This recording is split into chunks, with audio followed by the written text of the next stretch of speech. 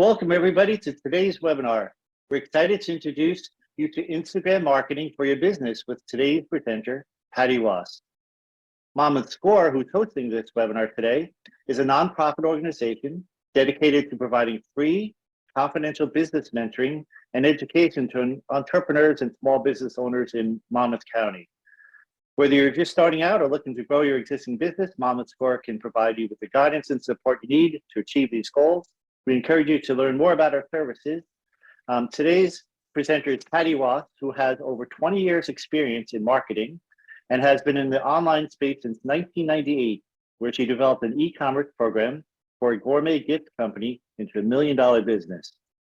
Patty spent more than 16 years helping wine industry gain traction online and has since branched out into other industries, growing their brands to include financial, legal, health, beauty, motorsports, landscape, CBD, restaurants, political activism, and nonprofits, and perhaps your business.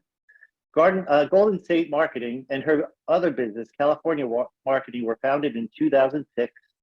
Patty enjoys speaking on various marketing topics to help business owners understand the importance of marketing and their brand online and offline. Today's presenter, Patty, will be presenting Instagram marketing for your business. Patty? Thank you so much. Welcome, everyone. And everybody's still streaming into the room, so get comfy there. Let me show my slides. Most important part. Let's see. I want to make sure this is the only part that makes me nervous about webinars and in person is making sure the technology works. And then it's all good. Okay. There we go on that. And oops, there we go. Okay, everybody seen, oops, that's my my slide. Everybody seen Instagram marketing essentials? Yes? Raise a hand. Yep, good. And you hear me okay? I guess you can hear me okay since you raised your hands. So all good. So as we mentioned, this is Instagram marketing essentials for business. And looks like we are recording this. Yes, so you will get the recording, the slides, the content calendar I'll talk about after the class. So don't worry about missing anything along the way or having to screenshot and take copious notes. Just, hang in there and watch. We have both Q&A and chat. So put questions in the Q&A to make it easy for me to see questions. And in the chat, do comments. And if you guys want to chat back and forth or whatever you want to do, I'll kind of monitor both, but it's easy for me to see actual questions separate from all of the chat. So I already was introduced. I just kept this slide in there anyways, but as I mentioned, I have been in the online world for many, many years, and I do help all types of clients, as you can see. And I do teach for SCORE chapters all over the country. I've taught for SCORE Monmouth before. I have my family background is my parents are both from New York, New Jersey, and they moved to California on their honeymoon. So I always say I almost would have been a Jersey girl if they were tired of the snow and wanted sun back in 1965. So that is me. So you get to share now, but do it in the chat, not in the Q&A. Put it in the chat, put it all in one message. I like to know who's in the room. So put in there, what does your business do? What type of business you have? Are you business to business to consumer, or both? Just put the word both if you are. And why are you here today? I know you want to hear about Instagram. That might be obvious, but give me a little bit of information if you want to share. You don't have to.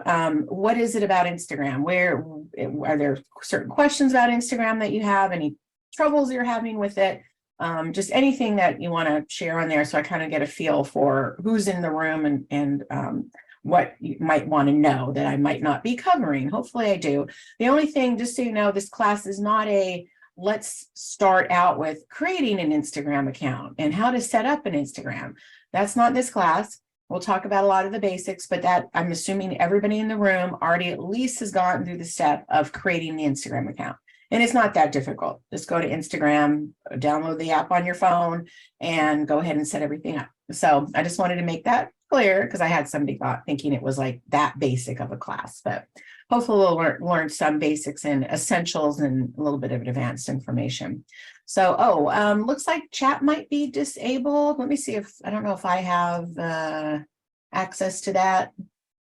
I know if Larry or Bill, let me see if I can do anything for you guys. Let's see. Before we go any further, I'll look at that, Patty. yeah, look at it. Okay, take a look. Once you have it working, just maybe put something in the chat, and so we know everybody. Oh, wait, here. Attendees can. Oh, there. I think I found it. So somebody want to try it out and see if they can type something in the chat. I think I fixed it. There we go. Hello, everyone. Sorry about that. Zoom is changing things so often. You don't know what to turn on or turn off or do. So hopefully we got it. So again, share in the chat what type of business, if you're B2B or B2C or both, and then what's your kind of Instagram woes, so to speak. Thank you, everyone. And if you want to share where you're dialing in from too. I know not everybody is in New Jersey, might be in other places, other countries maybe, and just let us know where you're coming from. So the world of marketing, right? I know if you've attended my classes before, you have seen this, but where do you go in the world of marketing and advertising, public relations, right? We have the traditional side, TV, radio, print ads, billboards, public relations, promotional products. That's part of marketing, advertising your business. Networking, meaning human networking, where whether it's online or in person, that's definitely part of your marketing strategy. Should be in some cases, maybe not. And the ever expanding digital world, right? We have websites for many decades now. With internet advertising followed, and then social media is about 20 years old. You'll see how old Instagram is on one of the slides. It's not 20. Email marketing, search engine optimization, text and Wi-Fi marketing are fairly newer on the scene compared to, say, websites and social media. And I already mentioned networking, social media influencers, right? That's a whole new job category, pretty much, right? In the past so many years. I think it's been since Instagram started, maybe like 6-7 years. There have been influencers of some kind making their, making content and helping and making money. So God bless them, right? Whatever you can monetize these days, I guess. So what is marketing? I always just go down to the bottom bullet point there. It's just telling people what you do over and over and over again, right? It's just consistent marketing, but you want to make sure you're telling the right people at the right place at the right time, right? We don't want to shout out to the entire world and hope we get the message to the right people, right? We want effective marketing that's going to grow your business. So again, that's basically what marketing is, just being consistent on all of your messaging and just making sure you're doing it in the right places, right? And as Ben Franklin says, if you fail to plan, you're planning to fail. So you should have some kind of plan in place, what you're doing. We don't want this type of marketing plan where you kind of throw the spaghetti on the wall, see what sticks, right? We don't want that. We don't want this either. We don't want the, what we call in marketing spray and pray, right? You kind of fling the arrows or shoot the bullets at the bullseye and pray that you get the bullseye. But all of these holes represent your time and money, right? And I know I don't like to waste any of those. And I'm sure none of you do. So we'll not have either of those marketing plans in place. So just to start, before we jump into Instagram, why you need a marketing plan before you spend that time and money, even on Instagram or any other channel, right?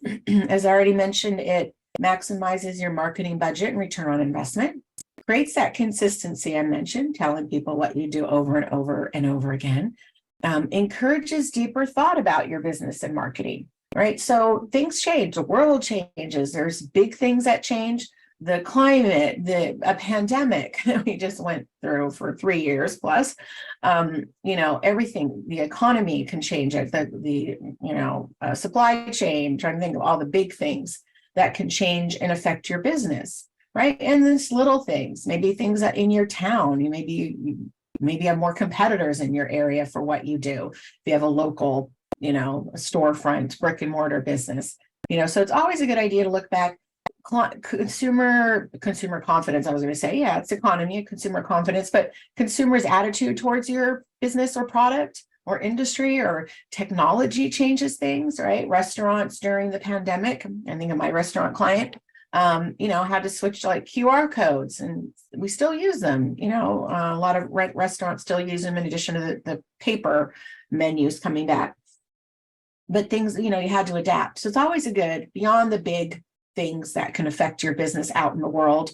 any of our businesses, it's always good to go back and do a little extra deep dive once in a while to see what might you need to change, if anything. Right?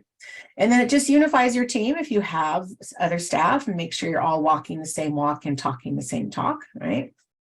And one last one. It just improves your chances of actually accomplishing your goals if you write them down. Okay. And yes, and Jerry, just to answer your question, yeah, this is okay. So people came in after we announced it. This is being recording. You'll get the recording, content calendar, slides, all of that after the class. Score will email that, all that stuff to you once we get all those pieces together for you. So no panic if you have to leave, or if you're half listening because you're working, or you missed something you want to catch back on. So it's all good. So this is my marketing strategy circle. This is from my marketing plan 101 class. Maybe I'll be teaching it in Monmouth. It's always on my schedule. I always share this in all classes. We're not going to deep dive into this. This is the channels. This is number 5. This is social media, Instagram. But I always share it because, again, before you spend that time and money, want to make sure you're kind of backing up the truck, so to speak, and covering steps 1 through 4 in some way. You know, setting goals, however you set them for your business. What are your goals when it comes to your marketing? You know, and number 2, most important, is your buyer personas. Who are your ideal customers? Do you have that dialed in? Do your customers hang out on Instagram? I mean, your ideal clients, you know, or, you know, are they on LinkedIn, or you should reach them somewhere else on social media? So really that's the key, I think, to unlocking your marketing plan. If you don't have that dialed in, the rest doesn't matter, because you're just speaking to the wrong people. You're giving them the wrong messaging. You're spraying and praying and throwing spaghetti all over the place. We don't want to do any of that, right? So really honing that in. Doing that SWOT analysis, what you're doing good or bad, or what you can change, potentially. Competitor analysis. What's a unique selling proposition? Right? Your branding and your messaging, your visuals, your people. Is it talking to the right people? Is it talking to your ideal customers? Right? Having that tactical plan in place. Who is going to execute on it? It's going to be you, or is it going to be somebody you bring in or hire or outside or whatever? Tools you might need, budget, all of that. How's that going to, you know, affect your business?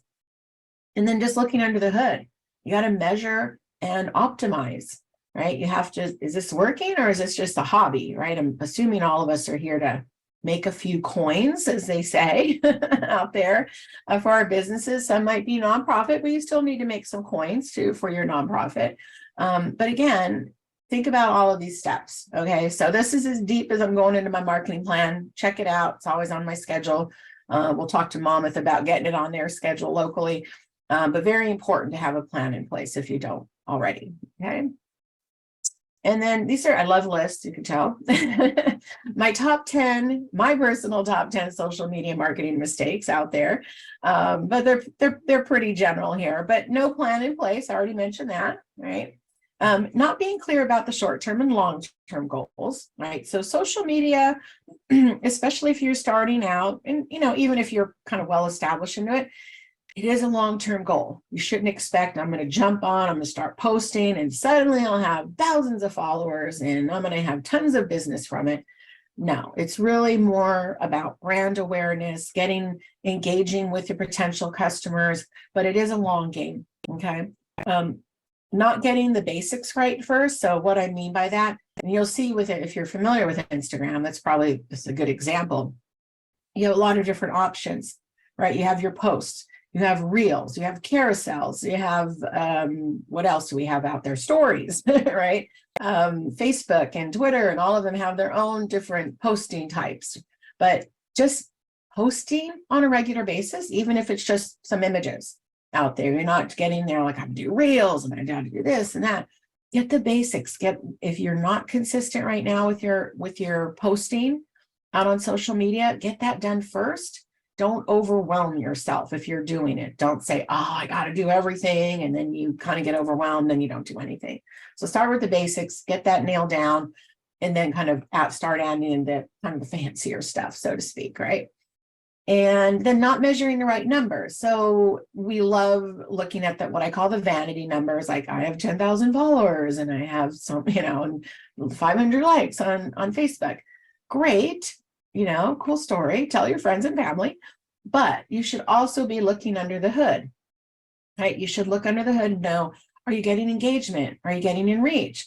Are these people doing anything with you? Are you getting perhaps some conversion? You might get some conversion, some sales, or whatever you're trying to get conversion on through social media, but should look at all, all of the numbers, especially engagement and reach. How are your posts and messages getting out there? How are they getting out to your ideal clients or your followers? And are they paying attention out there, right? Are you staying in the algorithm so that your posts are going to be seen? So always important to measure all of the numbers, okay? And then this number 5 is kind of tied into number 2 and number 6. So I say, if you're not being clear about your short-term and long-term goals, number 2, you probably will expect too much too soon, and then you'll be disappointed and give up too early. So if you can be clear about number 2, you won't have to worry about number 5 and number 6, right? And then not having quality content in place, right? Images, video, everything you need. Content is king, as you hear. Content, right? If you're gonna need to post consistently or create blog articles, create content for your website, right? Email marketing, it all needs content, especially having good visuals of you, your business, your products, your people, whatever it is that you're trying to do out there in the world. Video content, very important as well. There's plenty of stock photography out there, of course, but you do want to have good quality content of you. Not just like, I'm going to use that selfie I took of myself because I was cute, and that will work for my headshot, and and that was like 5 years ago. Get paid. One thing I would recommend investing in for your business is finding a good branding photographer in your area that works with businesses on branding, not say maybe a wedding photographer, but somebody who really knows to get headshots and kind of, I want to say lifestyle shots, but really getting a feel for you and your brand with the visuals and pictures that you can potentially use over and over and over again, kind of your personal stock photography, I guess you can call it. So definitely invest in that, because you're going to need a lot of it. And of course, you can supplement with stock photography. And in today's artificial intelligence world, you can actually create your own visuals, literally without a camera. Maybe of you, but yeah, you can have the robots, as I say, help you create images that you might not be able to find out there. So thinking success will come naturally to the ones that with the best product or content. Yes and no. The ones that are posting consistently are going to have success, right? Good. You want to have good quality content over just, say, quantity. If you have 20 posts of just garbage, not speaking to any of your ideal clients, then yes, you might get some engagement and reach on it, but is it really ideally moving the needle? So really it's about being consistent and out there for people to engage. If you're not posting enough on a regular basis, then how are they going to engage and get to know you and build that relationship with you, right? And then number 9, most important, trying to do social media yourself if you don't like it. Anybody here in the room want to raise their hand and admit they don't like social media, like personally? And it's like, oh, okay, so we have some. That's okay. No judgment zone. No judgment zone. It happens, right? Not all of us embrace social media. We don't want to tell everybody what we ate for dinner and what our kids did and how cute our dog is, right? And that's okay. Personally, you don't have to go and do that. Professionally, for your business, yes. So I recommend, if it's a chore to you and you hate it, I've had a client tell me, I don't hate social media. I don't want to do email marketing. So how can I market? Like, well, hot air balloon. I don't, like, what are you going to do if you don't want to do digital marketing for her business, which was ideal? I said, you shouldn't be the one doing it. Right. So think about that. And for many reasons, if you don't like it, but also as the business owner, you need to be working on your business, not tweeting and Facebooking and Gramming and TikToking and all of that for your business. Bring somebody in, whether hire internal staff or an external agency, whatever you need to do, find somebody who likes social media, knows what they're doing, number 10, right? Thinking everybody can do it. I'm like, oh, you know, my 17-year-old son, yeah, he knows how to do Instagram, so I'll let him post up for me. Or my daughter, she has a full-time job, and, you know, she said she can kind of start throwing posts up for me. You know, that's spaghetti. They're both spaghetti ideas, because most likely you're as nice as your 17-year-old son might be, he might not have any strategy behind posting, right? Kids just post stuff up randomly. So unless he has really a key for your business, who your ideal clients are, you have content pillars, we'll talk about that later. And really, you know, there's rhyme and reason and science and art behind social media. So really find somebody who knows what they're doing with it in all aspects, not just because they can create cute snaps and grams and all of that, and they know how they can put up cute videos.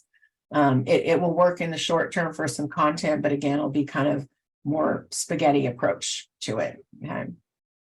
Unless they've been trained. There is some training involved in it, right? So some stats. So what's happening out there, today's world of social media? Number one, across the board is still Facebook. As you can see, Instagram has been surpassed by YouTube as the second most popular platform. So it's number 3 now. Okay, and you can see the others: Twitter, TikTok, Snapchat. I think the one behind TikTok is probably Pinterest. So you see where people in general are spending their time on social media here. So and that's an important point too when we're talking about hiring somebody, or maybe if even you doing it.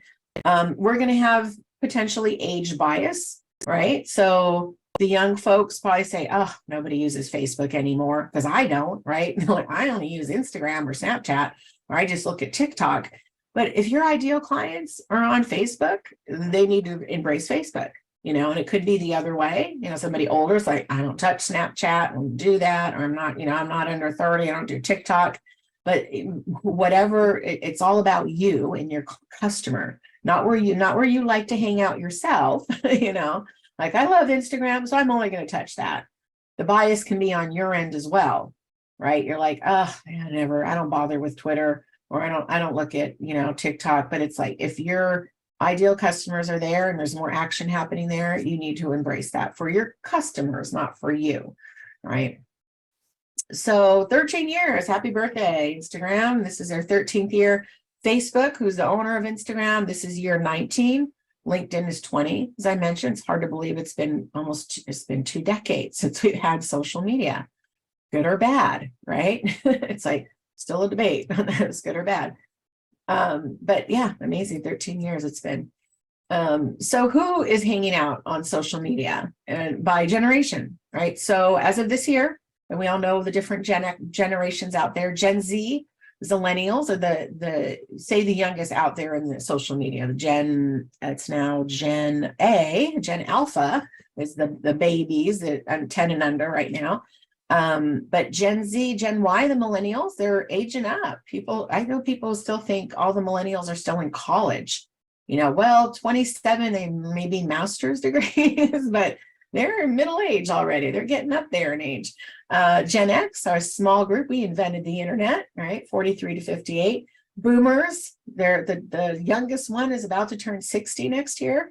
And then that silent or golden generation, 69 plus. So when you look at this little people chart here, you can see that these numbers, you know, the first 3 groups, generally about the same, right? 84, 81, 73. And these are both all a combination. So 84% is a little Gen Z, a little Gen Y, a little Gen Y to Gen X, and Gen X to Boomer on that group. And then that kind of Boomer on up on the last group there. And there you could see if you're Boomer on up, your group they're there, just not definitely like half, a little more than half. Less than half, I should say, on social media in general. But what's interesting about this market, anybody here, raise your hand. You can do it in chat or put yes in the chat. Anybody here work in the senior market, like the, say, 60, 65 plus? Anybody? No senior market in the room?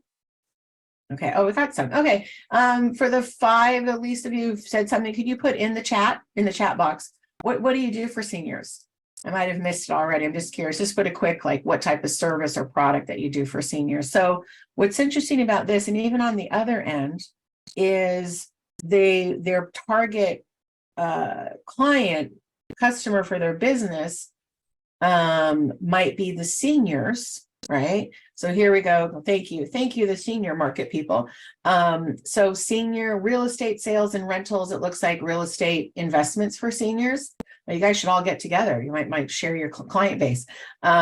Stem cells and CBD. Okay, so their first market that they're selling to is the 60, I guess 60 plus, 65 plus, but their secondary market potentially could be their kids, right? So right now I have parents that are silent golden, right? Yeah, they're older than boomers. So they're in the silent golden. I'm Gen X. My brothers and I are Gen X. I'm making all the financial decisions for my parents right now because my mom is in the throes of dementia. So you would come to me. Now, how you reach me is going to be different than my parents. My dad, if you want to reach him, LA Times, right? The paper. For me, LA Times, the digital version, or on social media. So your audience might not be just that one audience. So if the senior market, because they're not hanging out on social media, you want to reach the kids or grandkids, potentially somebody that's taking care of or helping them make those decisions. What is that? Screen flashers beware. Make white. I don't know what that is about screen flashers. So yeah, so think about that potentially with your business, and also on the other end. So if your market is teens, so maybe you do tutoring services or make some kind of product for teens or younger, I should say young kids. Your market's going to be their parents, potentially maybe some older Gen Z, but millennials, grandparents, maybe a little bit older, Gen X and baby boomers. So you kind of think, would your product be something that the parents probably would buy? Because, most kids don't have credit cards, and can go online and buy something. They might help make that decision. You're like, oh, mom, can you buy me this? Right. But generally it's going to be the parents, maybe grandparents. So you have to kind of look at both of those markets. So yes, young people buy for their mothers. Yeah, I know. It says 69 plus is not really silent. Why it's called the silent generation, silent or golden, a bit interesting, but that's what they're known by. Now, is that like the silent movies, like in that generation? But yeah, not exactly not silent. Maybe they're a little bit more silent on social media, but not silent overall for sure. So where are they? What's going on Instagram? I put Facebook up here because they're, they number 1 and number 3 now, but I wanted just to show you the difference with the number 1 versus Instagram. So you can see here, where are we? 2023 on the top. Instagram, Facebook, we're at 2.9 billion overall. It's about 200 plus. I don't know what the current number to, maybe 250 million in the United States out of that 2.9 billion. Instagram users, as you can see here, kind of in the middle of that chart, 1.3, almost 1.4 billion. It's steadily grown, as you can see. If one chart goes back to 2013, one just from 2020. So if we just go back for both from 2020 to 2023, we can see that that growth incrementally. So they've both been growing. The pandemic, the previous pandemic, we saw a lot of people leaving social media, but then a lot of people came back because that was the only way to communicate with people. Okay, what is going on in this chat? Is somebody doing something? Okay, I don't know what's going on. I see something about guns and cameras and stuff. Anyway, so big numbers, right? People on there. Thanks. Oh, sorry, did you say something? I'll take care of it. Okay, thank you. Appreciate it. I don't know what's going on there. So here's this kind of a spread, as you can see here, of who's on Instagram by age as of last year. It hasn't really changed that much this year, but you could see where those numbers spike up, that 18 to 24, 25 to 35. And you could see where a real shot of like that 65 plus, 55 to 64, really drops. Even in the Gen X category, it really starts to drop down. So as the upper millennials and older are maybe aging out of Instagram. They're still, like, they're still there, small numbers, but they're still there. But again, might be a secondary market for you if you do work with seniors on there. And in general, this isn't just Instagram. What do people want on social media, right? They want you to be honest, and they want you, the slides to work. There we go. They want you to be honest, friendly, of course, helpful, just, almost as if you're walking into a store. Funny, well, maybe not so much in the store, but at least not mean and crabby, like somebody in the chat, I think. Trendy, politically correct, snarky. Trendy, I'm not really sure on what they mean by that, but be careful with politics. I don't say politically correct. Very polarized country. We all have, I don't care if you're red, blue, purple, whatever your political views on either side of the fence. We're just so politicized in this country. I would be very careful. I've seen it hurt businesses one way or the other, right? That if you're involving your personal politics into your business, and if you're trying to only appeal to that one side, especially if you're radically on one side or radically on the other, you have to be very careful with that. We do mix our personal and business a lot on social media, but I would keep that off of social media. If they come and see your Facebook profile and you only have your page, they can find that and see. And if you're putting stuff up they don't agree with, you could lose business. So you have to be very mindful of that. If that's okay with you, and you just want to appeal to one certain audience, so just be mindful of that. I've seen it backfire, and businesses shut down because of that. That's how crazy we are in this country right now, sadly, right? Being snarky, be very careful about that. Some big brands can pull that off. I've seen some smaller brands try to pull it off and it doesn't work.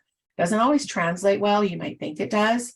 To be mean or just kind of, you've probably seen like years, I don't know if Burger King and Wendy's still do it, but they were kind of snarky and kind of funny with each other, because they're big competitors of each other.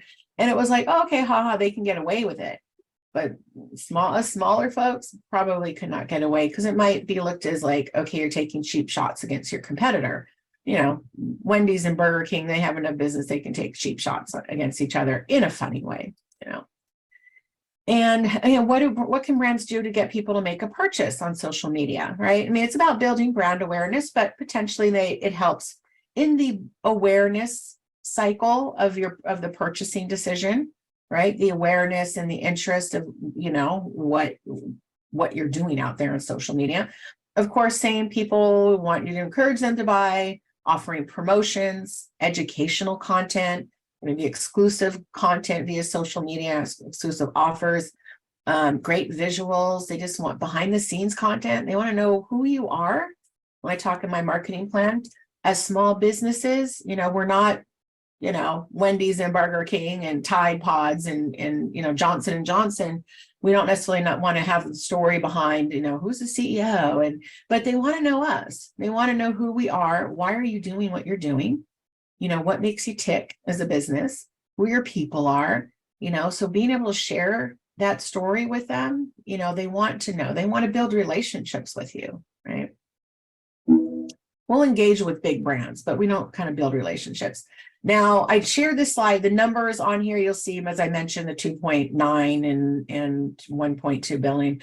I just wanted to share demographics wise. I think we already shared a little bit of the difference. You can see we're looking at male female ratios are a little bit higher on male on Facebook than female, but not that much different. But the age groups, as you can see here, side by side, when it comes especially to that older market, a little bit higher on the Facebook than Instagram. So if you're in the kind of the 50 plus market, kind of the number of tiers don't really work the same here, a little bit different, but you can see if you just look at, say, the 45 to 54 and 50 and above, it really dramatically drops off compared to Facebook. So if you are in that older market, either the primary, like the senior market, and the secondary, the kids, who are just behind them, Facebook might be more of where they're hanging out for you than on Instagram. And then it says under 71% are under the age of 35, 200 million businesses on Instagram as of last year. And we've gone a little bit from there. 83% of Instagrammers say they discover new products and services on Instagram. So they are looking. It's not maybe the primary, but people do see products and services there, right? And Instagram helps 80% of Instagrammers decide whether to buy a product or service. And I just saw a stat, I forgot to include it in here. Only 1% of people will buy your product or service in that initial awareness stage when they're looking for something. They really need to know more, right? Do that comparison and research. So if only 99% won't buy in that stage, we want to make sure we're hitting them at all those stages, kind of more for lead gen, right? We kind of do okay, we reach out, we send them their first email, and then we kind of forget about them, right? But most of them aren't going to buy. They're going to buy as they build that kind of that relationship awareness, the research. You're going to tell them what you do and how successful you are with what you do, how great your product works, how many, investment dollars you can get them, how you could sell their house for them. Then they're going to start, potentially doing business with you, right? And then you get about 4 times more engagement on Instagram than Facebook. There's a reason for that, right? So I'll explain it here because it's an important part. So in this for later, when we talk about the content calendar, as I take a quick sip, my bubbly water there. So the reason for this, so Facebook, the mothership of Instagram, right? The organic reach has dropped down about 1 to 3%. So that means what you organically post, not your ads, on there is only going to be seen by about 2% of your followers or your likers on Facebook. And the reason that has dropped down so low over the years to 2%, and it's been that way for many years, is there are a couple reasons, right? So first reason is Facebook wants your advertising dollars, right? So they're kind of like, well, you need to kind of pay to play. The other reason is the sheer amount of content. So over the years, 19 years, Facebook started out with profiles, right? So it was just you and your friends, and talking about what you ate for dinner and what your dog did. And then, chronologically, you would see what your friends, would post up. And then they added Facebook groups and Facebook pages for businesses. So no longer people were using their profile as their business page. So now you can imagine if I have 1,000 friends and I like 100 pages and I am in 50 groups and all of them posted on a daily basis all day, the sheer amount of content on my news feed would be ridiculous. On your news feeds would be ridiculous to keep up with. So Facebook has to go, well, okay, we created all these content possibilities, but now we have to kind of slow it down because also there's advertising to show you on your feed as well. So the only way that they can kind of show like, well, okay, what's most important to Patty? What does she really want to see? If we have to just show her some of it, how are we going to decide? The only way they can decide is if you click on something, right? They don't know that I'm just sitting here and maybe scrolling through my phone and I'm like, oh, my friends shows cat videos. Aha, that's funny. But I don't engage with it in any way, right? I don't like it. I don't comment. I don't share at all. It's the only way, right? They can't just do a visual of what I'm laughing at or looking at and liking. So I have to click on, I have to engage. So in comparison to Instagram with the stat here, Instagram has, they're getting busier. They have their own algorithm and how they display your content, but they don't have pages and groups. They have a lot of just posting of content. So you definitely will get more engagement than you will on Facebook because of that. So keep that point in mind that I mentioned about that organic reach as we talk about just building content for all of your social media. So we talk about the calendar later, right? Best times to post, and again, I'll just start with test, but generally, Instagram and all the other social media platforms, they know their algorithms when people are most engaged, meaning they're mostly clicking on stuff. They're showing Wednesday tends to get the highest level of engagement, usually middle of the day, 11 to 1, could also be later in the evening, but I would, test it out, try both. Try different times and see if that changes your engagement level. at all and work with where your audience is. Okay, that, you know, LinkedIn has their own algorithm of when they show the best engagement is. Facebook does. Facebook's pretty similar to Instagram. Middle of the week, middle of the day, the best times, best days, worst days, Sunday, weekends, especially for that, because you're all out there busy gramming yourself and your clients are.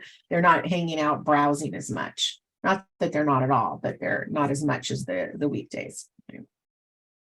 So it's just kind of a heat map, so to speak, to show you like when the best global engagement is. So you can see that middle of the week, middle of the day is the highest level of engagement. There we go. And how often you should post, right? The burning question, people are like, can I just post once a week? Right? No. Thank you. Yes. Oh, there we go. Yeah. Thank you for the silent generation. Maybe it's because that was 1928, still had silent movies. So thanks for sharing that. So here, this is my bare minimum, I say 3 times a week, optimal, at least once a day, maybe even just Monday through Friday, if you can. It says the average Instagram business account posts once a day. Okay. If you're starting at ground zero, maybe you're just brand new to Instagram or social media and you're like, it seems like a lot just to post once a week. Post as often as you can. Okay. Don't stress out about it.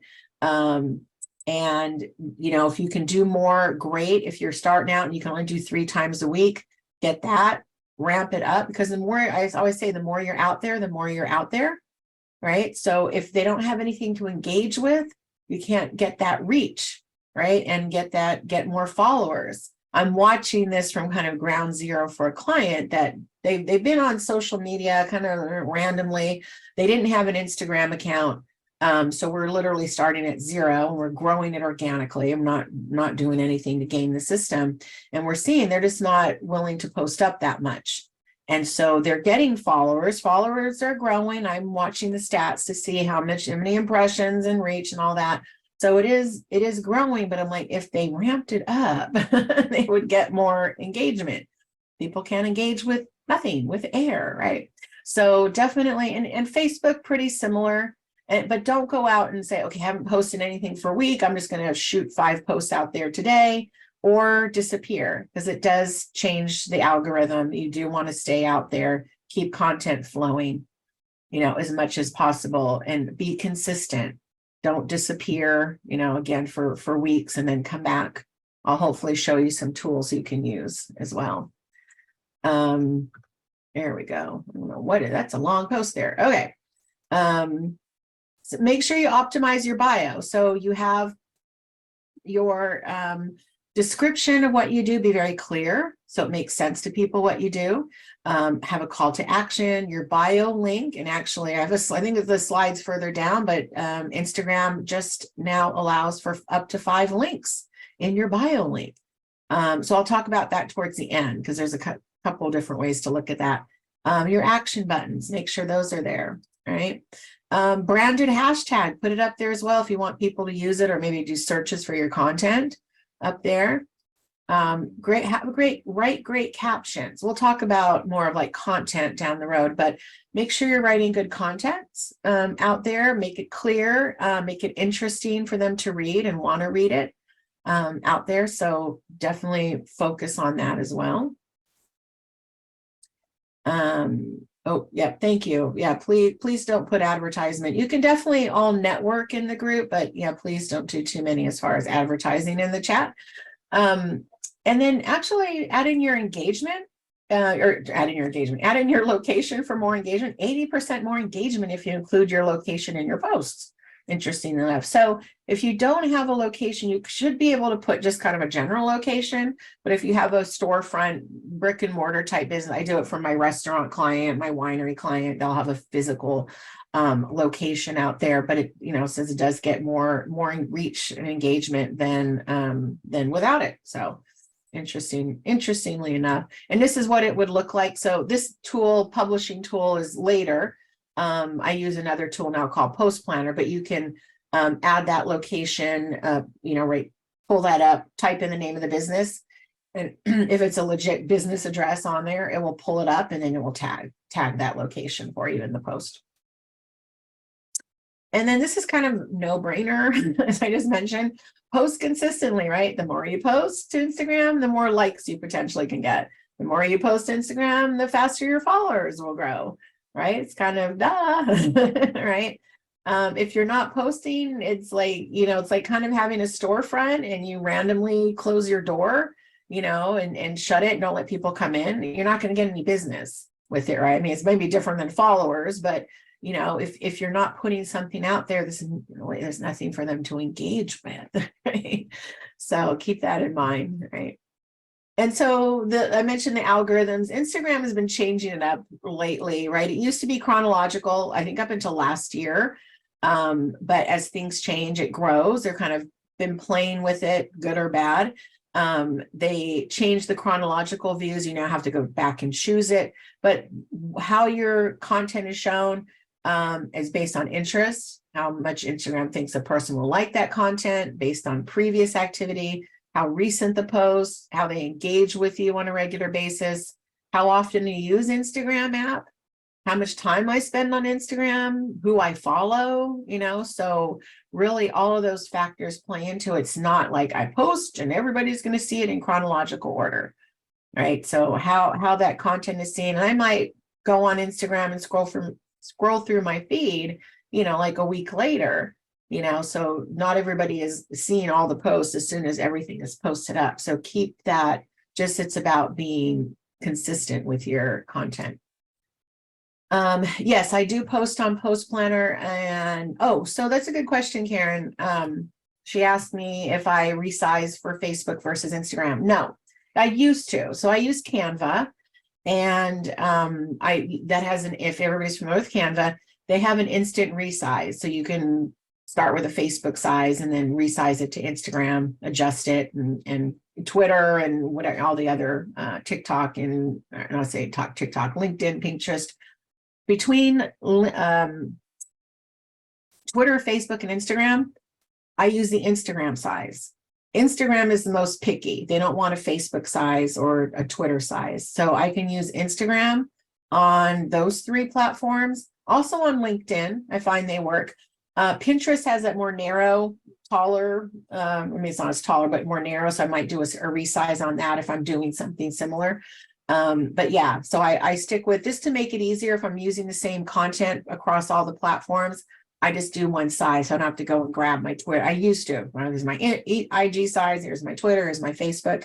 And Post Planner, you can bulk upload, but you can also bulk create. So I can, or bulk post, I guess you call it. So I can choose the Facebook, Twitter, Instagram for my clients and do one post for those. You can fine tune it per post, but so good question on that. So really, going back to the algorithm, it's all about staying consistent with your content, giving content that people want, make it interesting for them to interact with as well. That's all important. It's all these crazy things you have to think about on the back end, but just worry about the content on the front end, right? You're creating quality content that speaks to your ideal customer. Just get that out there. Don't get too caught up in the back end stuff. Look at your numbers, but don't worry like, okay, is this going to fit? Is this working in the algorithm? It'll drive you crazy. Just get your content, speak to people, be engaged with your audience. Like and comment and share and respond. One of my clients, they respond to every single one of the comments. They're education based, and it's like they want to have that personal touch, and they like to do it because it's more kind of personal to who they are, and their brand is well known in the community. That's important. So we're always monitoring the comments and anything people are saying about their content to be, they know that they're out there and you could speak to them directly, so that's important. And so there are different types. Some of you might not be familiar with all of the different types of posts are out there for Instagram, all the content you can possibly create. Yes. Well, yeah. And with Canva, it's not too bad with the Instagram or with the instant resize. We still have to kind of adjust it. That's why I kind of keep the Instagram size now. I don't have to worry about resizing the content to fit the new image size. So we have your feed. This is on a mobile, your feed screen and your profile screen, right? We see multiple posts. You also now have carousels. This is, I'll say, fairly new out in the Instagram world, where used to, if you had, say, a party and you had 10 pictures, you had to do 10 individual posts. Now you can just grab all 10 of those images and post those up in one carousel, and they just swipe through them. Okay. And of course, Reels, right? So debuted in 2020, right in the middle of the first year, pandemic year one, right? As a competitor to TikTok, right? TikTok was already out there, everybody's using TikTok. So Instagram introduced Reels.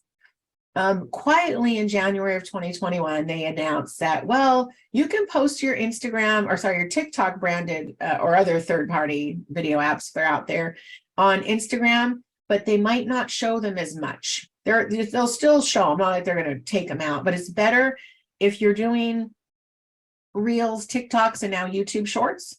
I would create unbranded video content, or I think there is a program you can strip the brand off of the TikTok video before you load it.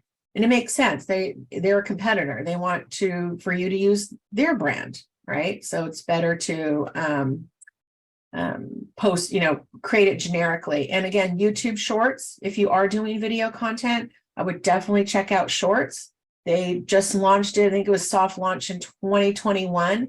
And the algorithms are in your favor right now, as there's less people on it than TikTok and Reels. So you might get more impressions and views than you would on these two platforms of TikTok and Instagram.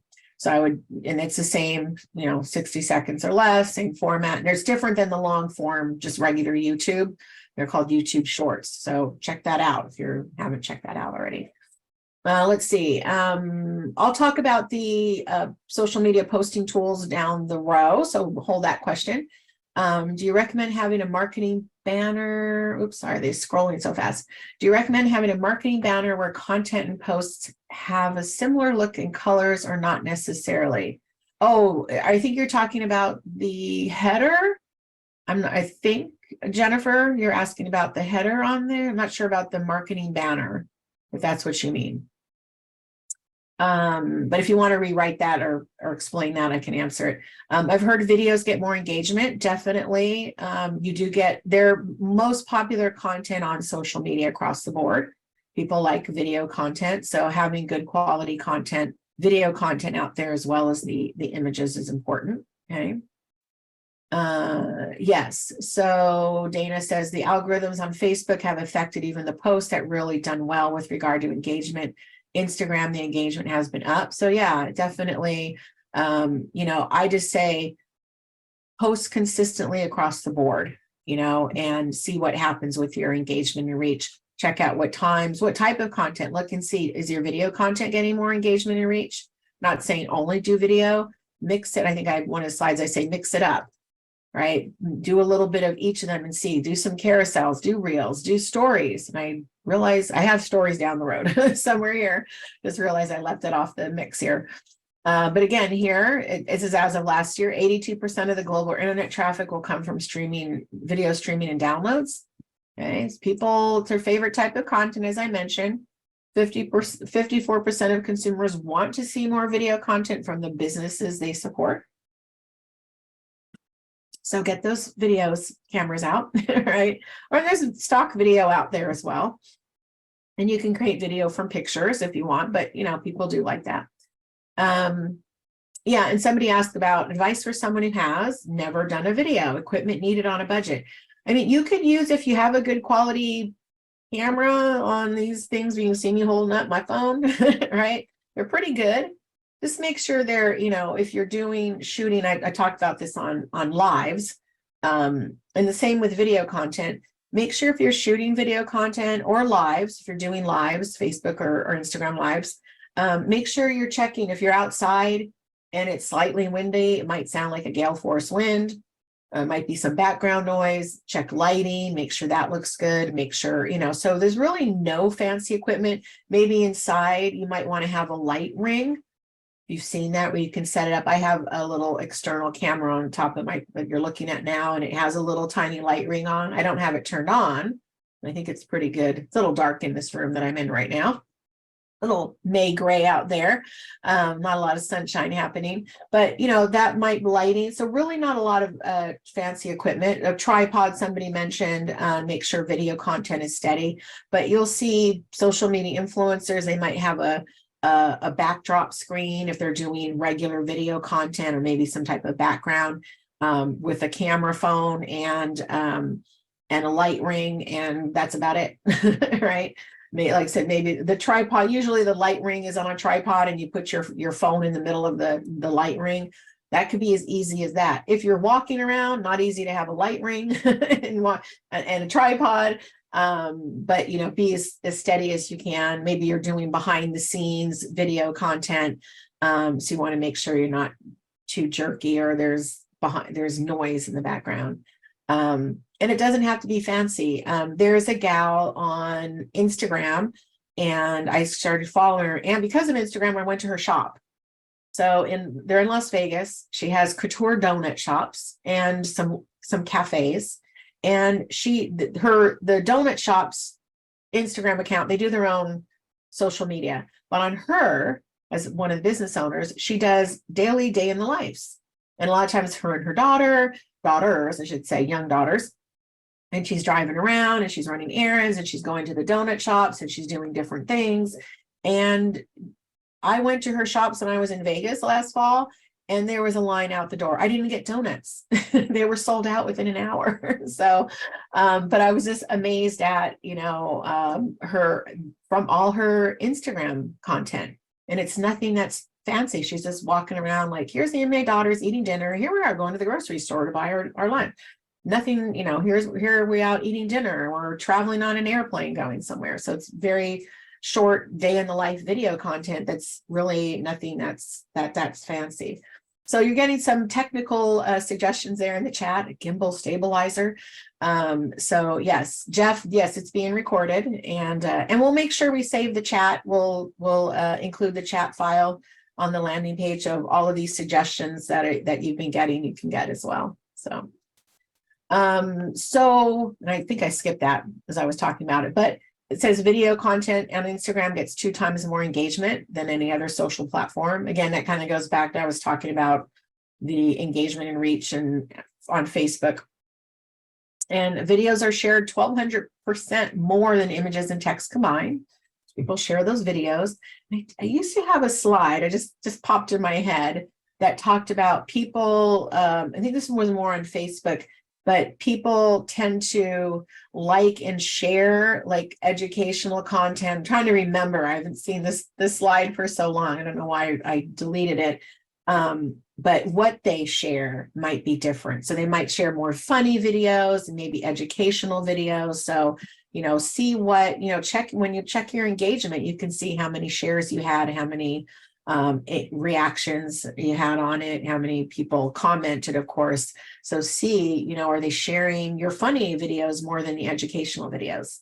Because people want to see like, oh, look, let me share this, information I saw about X, Y, and Z, or they might, share something funny, or look at this cute dog video, so what they share could be a little bit different as well. Make it interesting to share, right?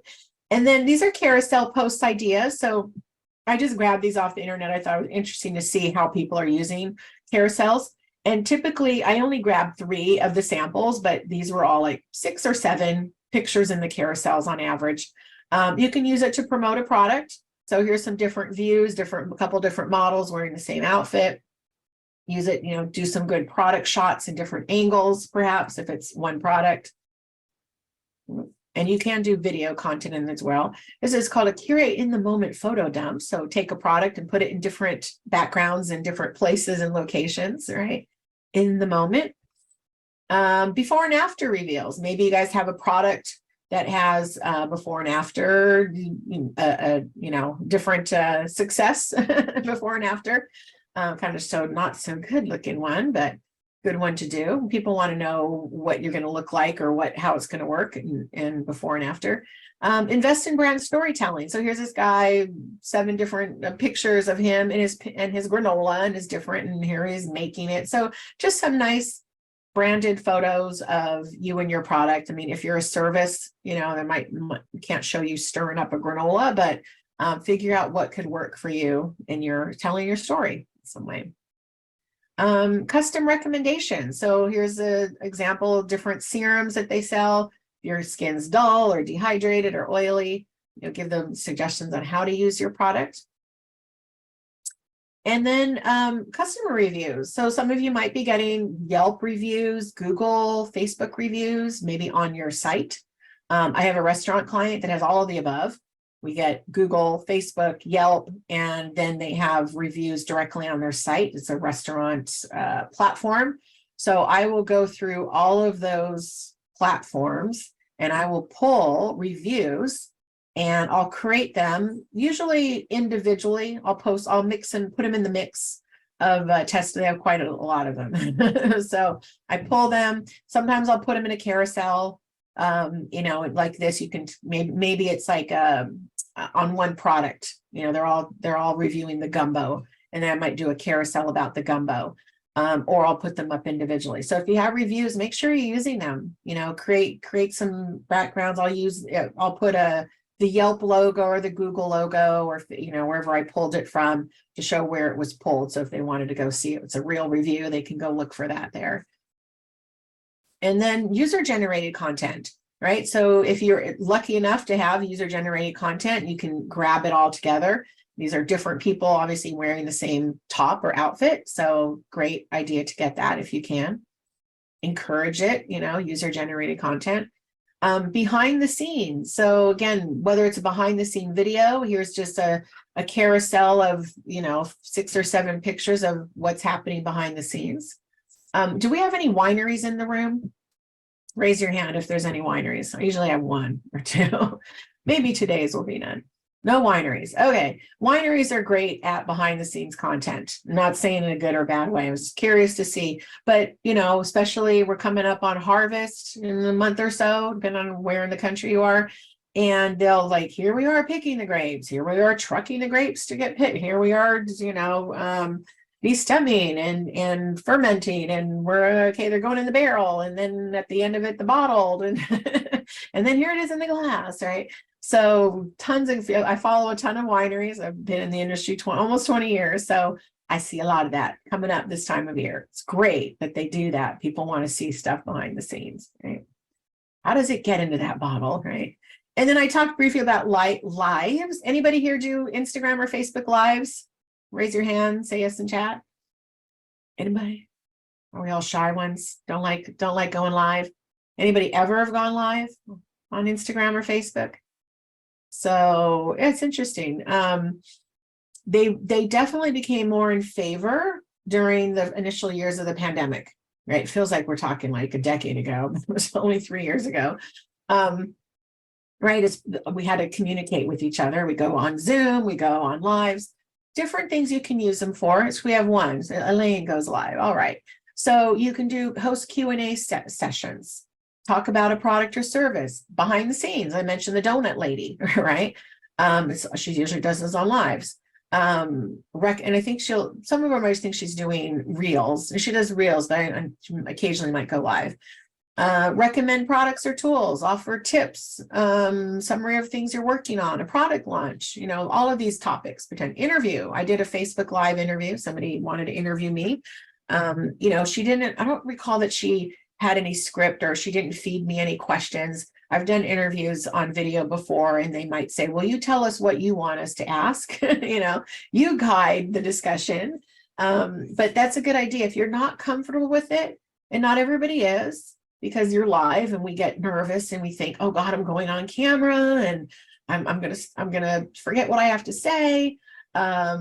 So if that's you, that's okay. I had a winery client that her and her husband, you would never think they would be shy. I mean, they're in your face, they're, you know, in mosh pits, you know, and he does, he's a judge for wine competitions around the country. They go and talk to people in the market, you know, so not shy people. And I remember asking, you know, when the pandemic hit, a lot of wineries closed and couldn't have tasters. So they did virtual tastings. And I had asked Angie, I said, like March or April of that year when it started to become a thing, I said, hey, why don't you guys do a live tasting? Oh no, I couldn't do that. I mean, she literally, I could feel her on the phone, like close up like a flower, like I asked her to, give me the blood of her oldest child. Surprisingly, is this interesting that she could be out there live, but on a camera totally changes the game, right? But, if that's a problem for you, just plan it out, plan out, and maybe we can get some tips from Elaine and how she does it. But plan it out a little bit. If you're doing like a Q&A or an interview, maybe have the questions and answers, maybe let your interviewee know, so they're kind of not tripping over themselves to answer your questions. Not say you have to script it, but you could come up with some of a basic script. You definitely promote it beforehand. Again, as I check lighting and sound beforehand, what you could do, don't go live and do tests, but just use your video on your phone in 30 seconds and check it out. And even I have problems, not with live, but just creating video content. I had somebody ask me to do a 1 minute or less video on how to do a marketing plan. And I just got the final copy for social media that she sent, and it took me forever to get it right and say it right, and under a minute. So plan it out ahead. I had a little script of what I wanted to say in front of me, in front of the camera, so I could kind of, not forget what I had to say in that 1 minute for the video content. So plan it out as much as you can. If you're not comfortable with going live, maybe switch it to a reel, so that, you're creating a video and you can stop it and try again. Lives might be a little, more scary for that. So, and stories, I kind of left that one off with the other ones. So stories are like 24-hour content. You can obviously save the highlights in Instagram, but it was meant to be shorter time span than your posts are. They tend to get better organic reach than posts. There's a reason for that. I think I have it on. Do I have it on the next slide? Yes. So I'll go back. People trust them a little more. They see them more as authentic, especially going back, say 2016. We saw a lot of manipulated content, fake news, all the stuff that was happening and continues to happen, and we didn't know what was real or not. Forget about AI now. We don't know it's real or not. But they saw it as more authentic. And again, it does get better reach because of the placement. So both on Facebook and Instagram, it's always at the top of the page, always above the fold. It doesn't scroll like your feed does and get lost in the feed shuffle, right? The stories change, of course, but it's always at the top. So they tend to get more engagement. So I would definitely try those out as well. I know people who only do stories, so their content disappears. Or you could go into Instagram and the highlights, but I would say mix it up so you do have some content that actually stays on your Facebook page and your Instagram page, and then you can add in the stories there. Maybe sometimes create one of a story and a post of the same, so that you can see how that works. Do the exact same post in reel, and you can do that on Canva. You can create reels, stories, posts on there, and then post them both up and see which one works better. Let's see. Okay, I guess my photos reels are directly ready to post on social media and don't need to add additional graphics or text. Yeah, I mean, you have I think you're talking about, David, you can add the polls and tags and all these different things and hashtags directly on the post. So you could do that as well. And let's see, I've never used Canva for social media posting. I post photos, reels via Meta Business Suite. Facebook would love to benefit. No. So I do teach a class called How to Create Marketing Graphics Like a Rockstar with Canva. I think it's coming up in June. I do have a recording from last month, but I go over, there's AI tools now in Canva. You can create all sizes. You can post directly from Canva or use a scheduling tool. But they do have a content calendar, and you can connect your social media, Facebook, Instagram, etc., and post directly from Canva if you want. I use Post Planner for other reasons, but and I have multiple businesses that I use Canva for, so I can't use their content calendar. But there is that option as well to do that. Let's see. And somebody posted up, thank you, Elaine, said going live has gotten my business more customers. Can you post what your business is, Elaine? It might be up front, but I want to see like how it's helped. And I'm looking at the questions too. Thanks for letting me know. I'm looking at the Q&A. How do you recommend dealing with negative posts? So I'm going to stop and answer a few questions before we go on. Yeah, I mean, I would say if it's something that you feel is detrimental, I would delete it. There's no reason you have to keep it up there. The only one is I wouldn't do that necessarily, say on Yelp, which you can't really do anyways, or honest reviews. I would respond to them either privately or not. But if it's something that somebody is just trying to be mean, I would say, but and you feel it's going to be harmful, I would delete those posts. What social posting platform you recommend? I use Post Planner, and again, I'll talk about that shortly. I think there's a slide on it. Let's see, what are Instagram perks capabilities as opposed to other social medias? Photos, videos, interactions.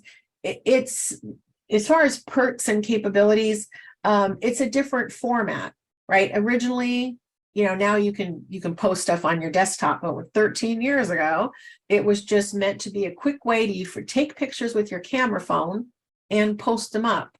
It's instant, right? Instant gramming, instant photos.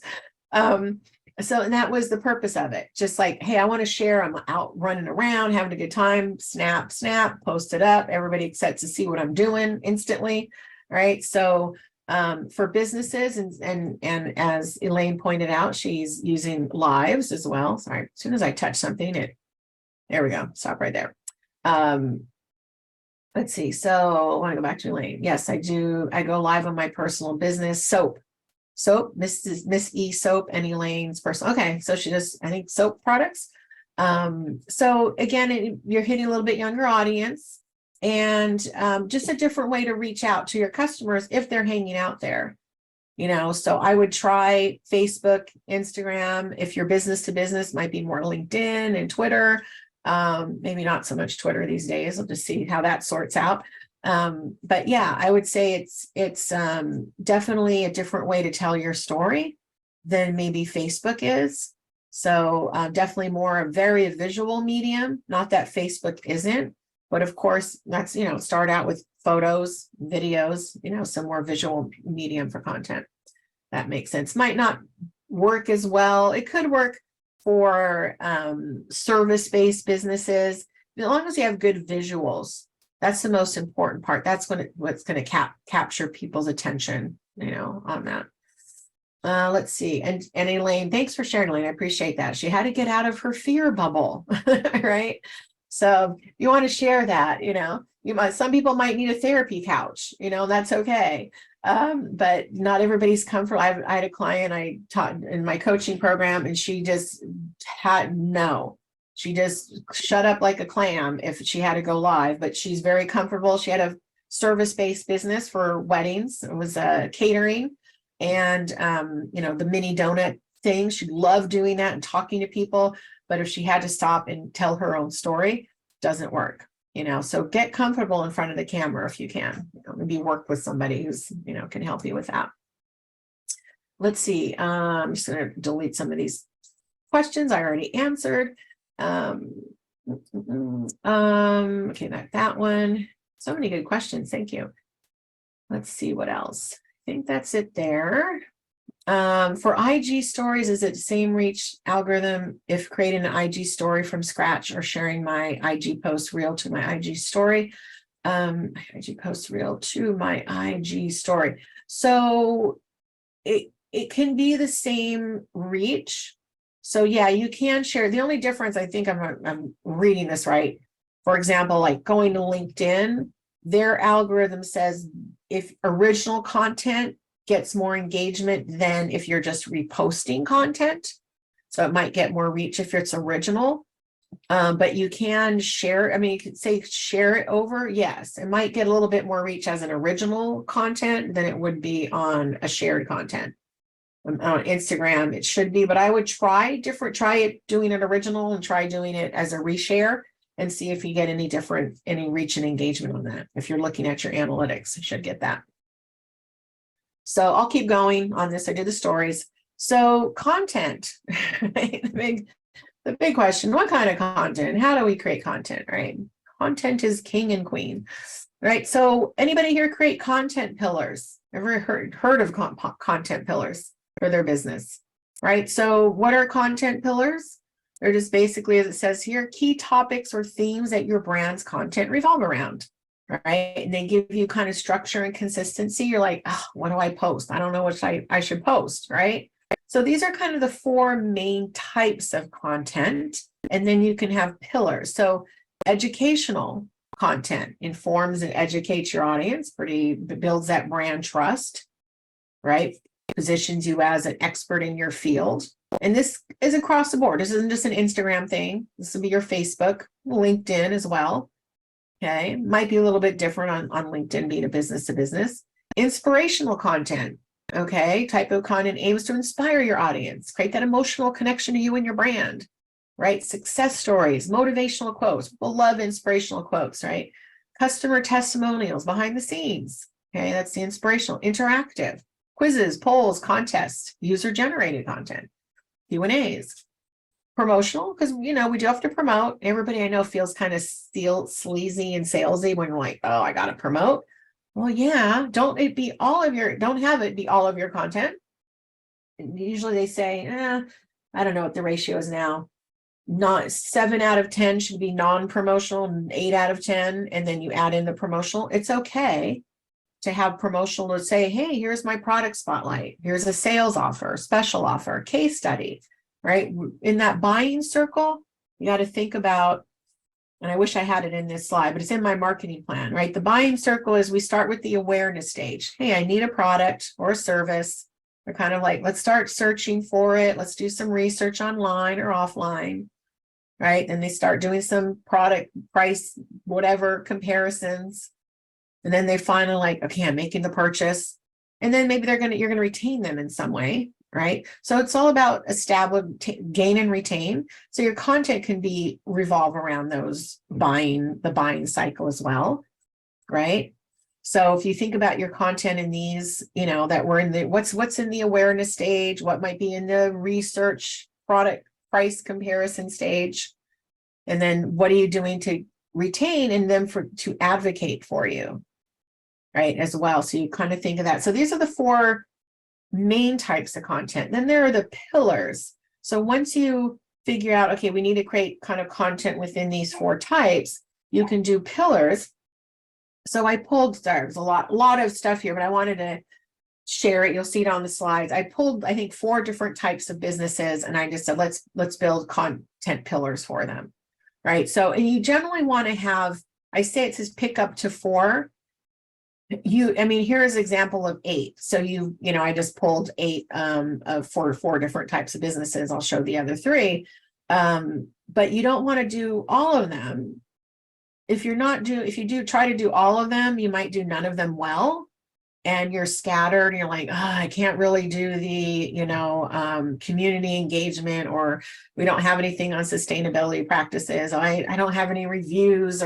So think about the content pillars that you could potentially have and what's going to work. Maybe as a winery, I don't think we have any in the room, maybe you can't get the behind the scene vineyard life, just not the way you work. Maybe you don't have your own vineyards, you buy the grapes and or the juice.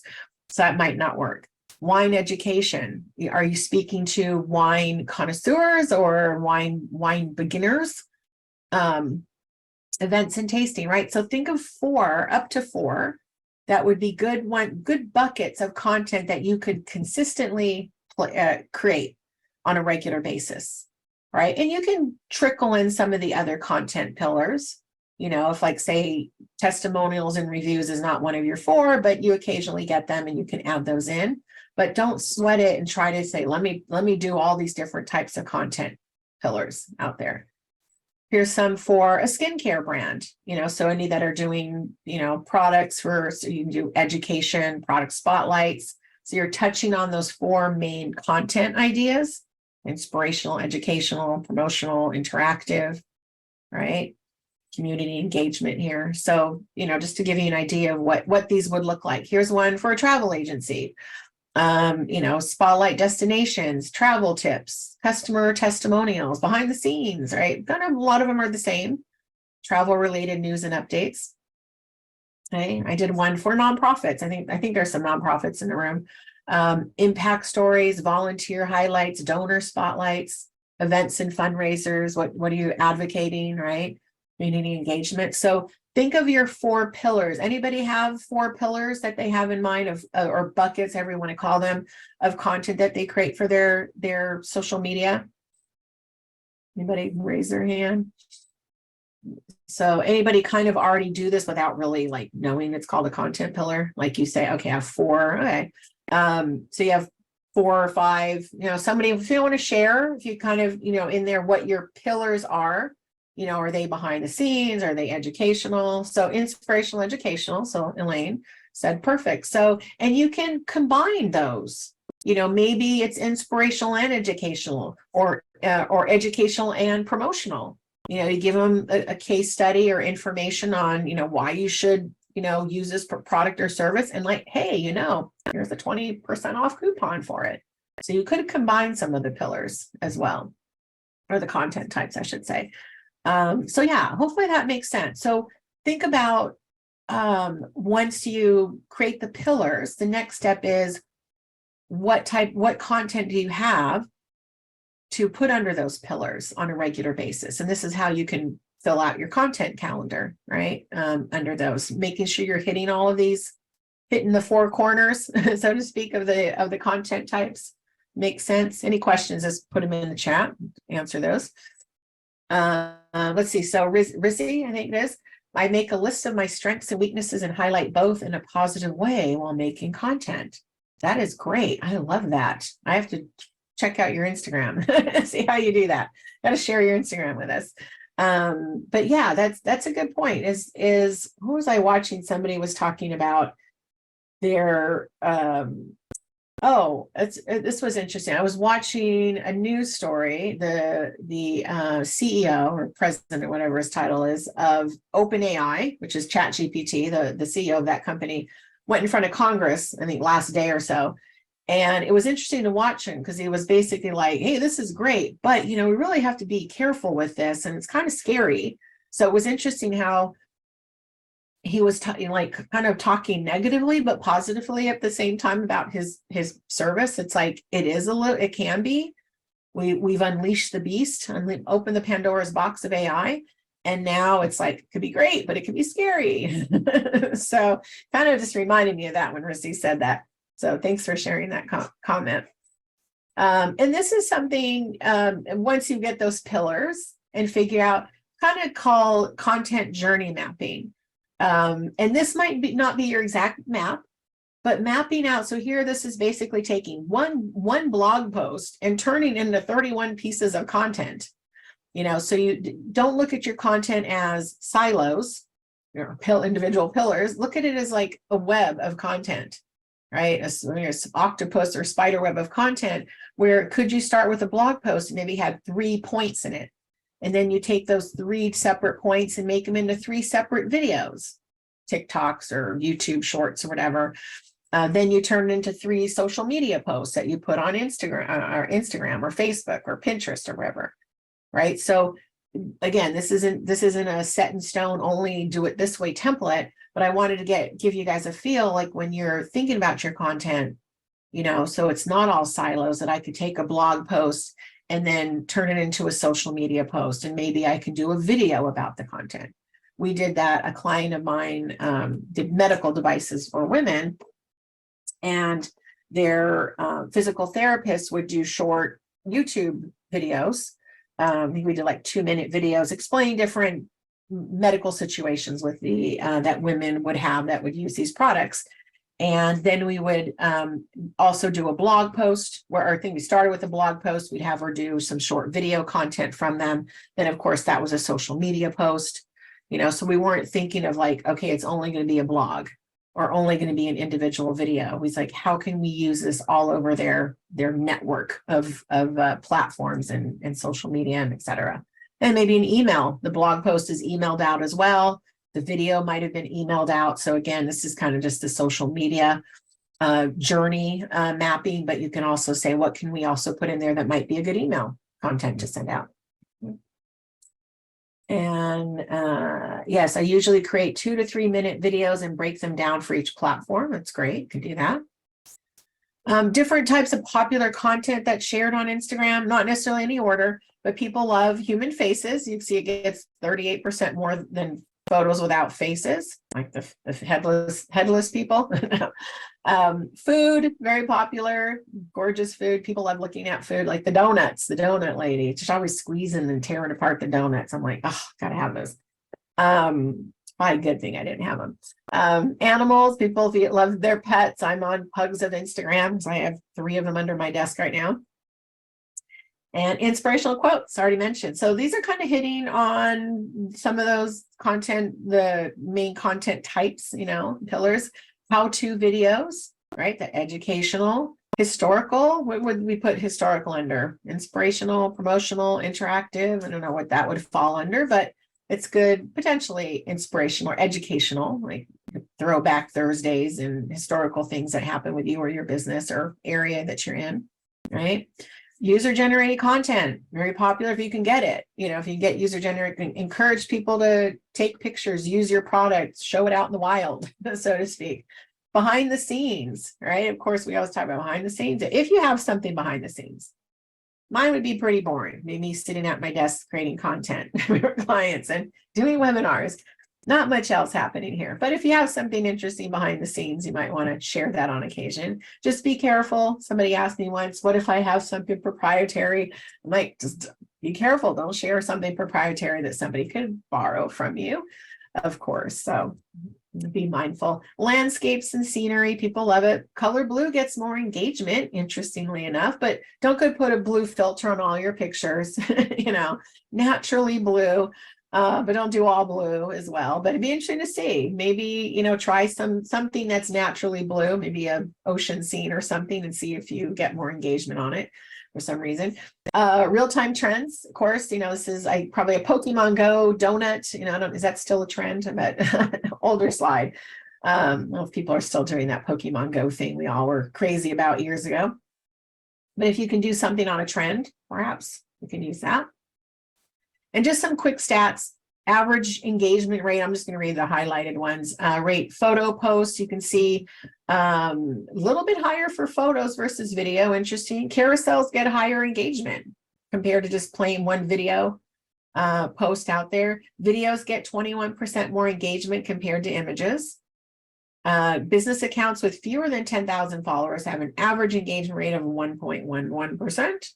And I already mentioned that last one, the 80% engagement you get potentially with tagged locations. Chris sells Pokemon. It's still here. We used to run around with the phones and go find the Pokemon all over. Remember, everybody was doing that. God, when was that? 2016, 17? I remember where I live, so it had to be somewhere between 2015 and 2020. So, how many hashtags, right? So what are hashtags? Everybody kind of know anybody not know what a hashtag is in these day and age? Why you need to use them? Hopefully we do. So in Instagram, you can use up to 30. You don't have to use all 30. It says here the average number of hashtags used on a post is about 11. Use them strategically. There are different types of hashtags to use, of course. Instagram TV, you can use up to 30, up to 10 for stories. So you can, mix that up. And I just share this. This is kind of for fun. The top Instagram hashtags by how many posts are out there per day. They're mostly in a number order, except I put hashtag follow at the top. But the number one, it looks like is love, hashtag love at 2.1 billion posts. So these are the very, very top end ones. Don't just use these, you can, but it's not going to get, obviously a lot of attention on there. So when hashtags started out, they really started out on Twitter, to answer a question here in chat. I started on Twitter, how many years ago? It's been back when I was early in the wine industry. So it had to be in the 2004, 5, 6, as Twitter started. So in like 2006 or so, started using hashtags to post relevant content together, to tag relevant content together. So if you were using hashtag, I'll just say hashtag photographer, for example, for your business, kind of generic, but let's just pretend. And all of the content, like say you had an event and you still do that, of course. And you say, everybody use the hashtag photographer, for example, that would be very generic. Whatever it is, you maybe created a special one for an event or your business name, like hashtag NYC 2023 and New York City party in 2023. All the content from that would be curated under that hashtag. So easy to do a search for that and find all that content. You could do the same thing on Instagram. It then went to Facebook from Twitter, but it got abused in Facebook. If anybody remember, luckily we're not doing that anymore. I'd have friends who would hashtag every word, like hashtag I, hashtag when, hashtag to, hashtag dinner, hashtag with, hashtag my, hashtag friends, right?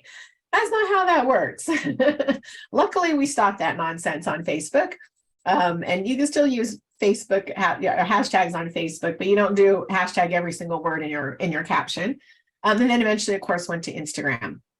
So again, yeah, it's let's see, is it better to niche hashtags so the post can be found and not get drowned out using the top hashtags where posts can be buried? So you want to do, everything is a search engine now. So they think hashtags are like keywords, right? So yeah, some of these are very basic. Some just do them like, you'll see them like they'll make one up, that just sounds like it'll be a good, hashtag, that's funny, and it's not really a trending hashtag out there. So there are different types of hashtag, to answer your question, that you can mix it up and use. So there's 3 different types. And within this first one, the community hashtag, there's about 9 different types of community hashtags. So it could be a hashtag indicating a product or service. Basic ones like hashtag sweater, hashtag coffee shop, hashtag wine, hashtag food, might be some basic ones. A niche in your industry, wedding photographer, travel photographer. Community hashtags, Instagram, if anybody have an of Instagram hashtag they use, like bakers of, foodies of, I use wines of Instagram, teachers of Instagram, principals of Instagram. Those are for my different clients I have. I'm trying to think of the of Instagrams I use. So you can search Instagram, go to their search feature, start putting hashtag, put in like hashtag wine, and it will give you all the hashtags that are popular and how many posts are on those per day. And it will, if there isn't of Instagram one, dentists of Instagram, just, they're soaps of Instagram, pugs of Instagram. That's more for personal than professional, but there's of Instagram posts out there, community hashtags for a lot of different things. Special seasons or events, right? Hashtag White Day, National Donut Day. She's like, what is MSE? Oh, Mrs. E soap. Okay, so MSE. So that's I would say your branded hashtag, perhaps. Location hashtags, pastries NYC, made in Toronto. Daily, I talk about those on my content calendar. Monday motivation, Tuesday tip, wellness Wednesday, right? Phrases relevant to what you do, hashtag be creative, bakery love, hashtag soap love, right? Stay clean, hashtag clean. And acronyms, quote of the day, outfit of the day. Okay. And then there's branded hashtags, right? Like Mrs. E, Miss E soap, Red Souls, hashtag Red Souls Winery. So have a unique branded hashtag for your business that you use and put it everywhere. Use it on all of your posts. I always start off with that for my business, or it might be the second one after, if like it's a holiday, I might do that one first. But have that be consistent with it, encourage people to use it. So it's branded. And then campaign hashtags. So there might be a special, again, like maybe an event or a special campaign you're doing. In this example, this Teza app, they did a 12 days of Christmas. So here's like the 12 days, where is it? 12 days of Teza. So that would be more of a campaign hashtag. I've also, I don't know if I put that in here. There we go. I'm going to start here. So there's also a school of thought of doing kind of a what's called like a 3x3, where you're doing social media posts or hashtags rather, about who you are, what the post is about, who your audience is, and if there's a pain point you're trying to solve. So for example, for my business, I'll just say hashtag social media tips. it's a social post about social media, hashtag small business owner, hashtag marketing overwhelm, right? So it makes sense. So my post is about social media.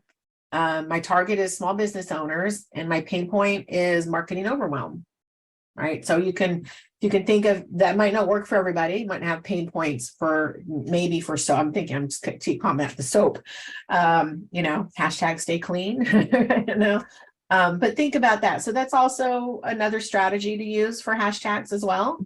Include those in the mix it up. So as somebody asked, don't just use hashtag love and the most popular ones because you'll get drowned out. Kind of use the middle of the road, the smaller ones, but ones that aren't in the hundreds of millions, or maybe some that are in the hundreds of thousands or tens of thousands, to get that reach out there with your hashtags. And then where should you put them? Two schools of thought. I put this on your Instagram, says if you use all 30 in a caption, Instagram thinks you're spamming and will keep your reach low. So it says, be sure the hashtags you use in the caption are unique, specific to either your brand or what you're showcasing in the post. But you could also put them in the first comment. Okay. But it's up to you. There's no one way. Instagram says it really doesn't matter as much. In this case, they're saying, well, yeah, if you use all 30, but whatever you use, whether you put them in the caption with your caption, or if you drop it into the first comment field, it won't necessarily overall affect your reach and engagement and all that. It's mostly people are like aesthetic. And like, oh, if I drop it down, it's not in with the caption, or they drop it down with 5 periods, 5 points, and to distinguish the hashtags from it. It's really up to you and your aesthetic, but just keep in mind that with those, if you're using all 30 of those, they might think it's a little bit more spammy. So you might want to drop some in the first comment and keep some in the caption as well. Try it and see if it makes any difference with your engagement and reach. So yes. And I think I thought was this going to be, just talking to the score, was this supposed to be only an hour and a half? I thought we had 2 hours. Might be wrong. Let me know. No, we had an hour and a half. Oh, hour and a half. Oh, I'm so sorry. I usually do this as 2. So, can we keep going, or do you have to drop off? Bill?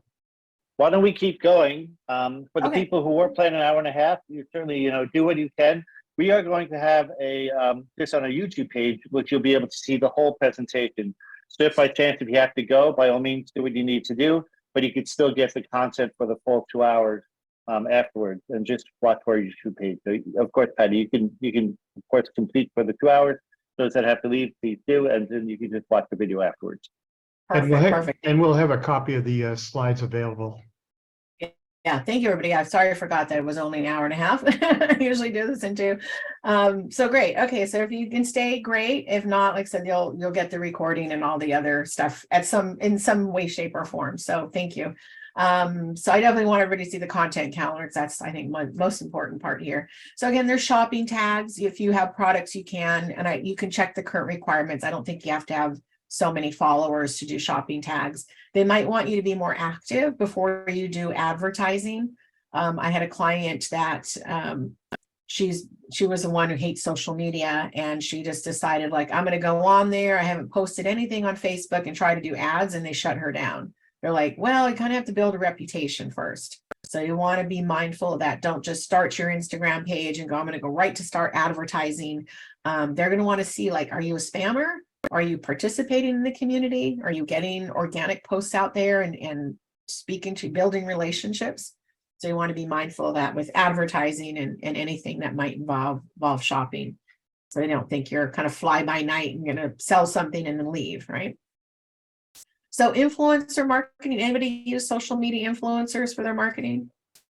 Anybody? A couple? Cool. I'd like to know if you want to share in the chat, just real quick. I'll keep going, but share what you use them for, what type of business, if you want to share.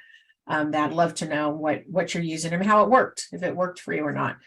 So why would you use influencers? Create content for your brand, driving great engagement for your brand, hopefully drive business to your website, perhaps. So different reasons, might just be for some extra brand awareness, right?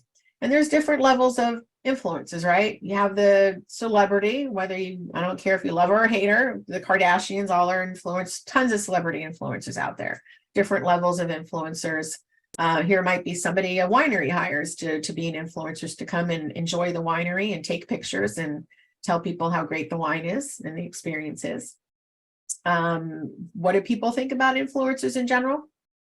Overall impression of them. People trust opinions from other consumers they might consider. I don't know about celebrity level. If I think of them as a consumer, they're being paid, $1 million to do a post, so to speak. They do get conversions they can increase by 3 to 10 times when brands share content through influencers in their industry. So there is overall a good general feel, as you can see here. I won't read all the stats. There's different levels of influencers. There's actually more. I changed out the slide recently of influencers compared to just macro, micro, and celebrity, just by their size. And obviously the larger one has maybe less engagement, of course. The ones that are smaller would have more reach and engagement. They tend to create a lot more content, as opposed to that one hit from a celebrity influencer that, has, deep pockets, and it might get you a lot of initial engagement, but, that might be it. So pick based on that. There's other levels and they might charge differently based on size, right?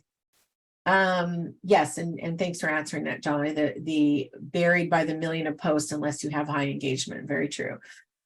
So how do you find influencers? You can reach out to them directly. If you, in your field, you might find some on Instagram out there. They might reach out to you directly. Be mindful. They're not just looking for products or services or trades, and then they don't really do anything. Vet them as much as you can. Look at their social media. Are they doing engagement and reach, and what's going on, influencer marketing platforms. There's talent management companies. I've had a couple influencer agencies contact me as well, wanting to do business with some of my clients. Some work on pure product trade, others might charge, but there's, you can contact, I think there was one directly in the wine industry I talked to a few years back as well. What should you look for in an influencer? And maybe some of you who've used them, see if this makes sense to you.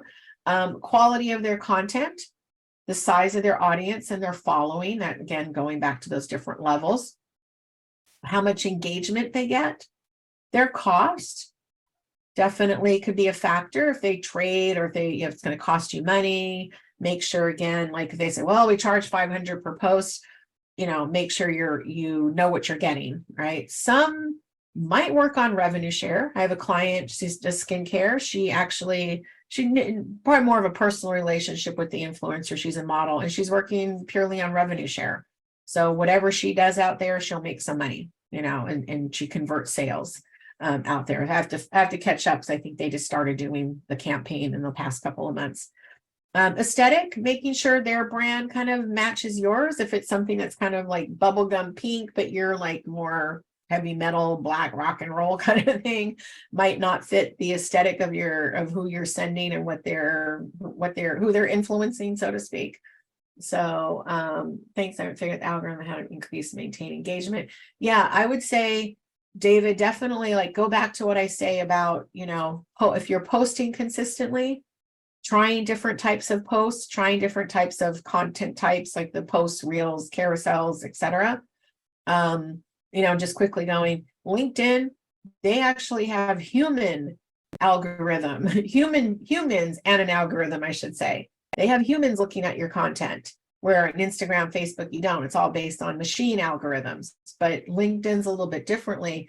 And what your content is, they want to keep their platform pure. LinkedIn is all about business. They don't want to see you posting up pictures of you eating donuts and hanging out with your dog or whatever, the Instagram stuff and the Facebook stuff. So they actually have human intervention there. But just, again, don't get too caught up in that. Just keep posting.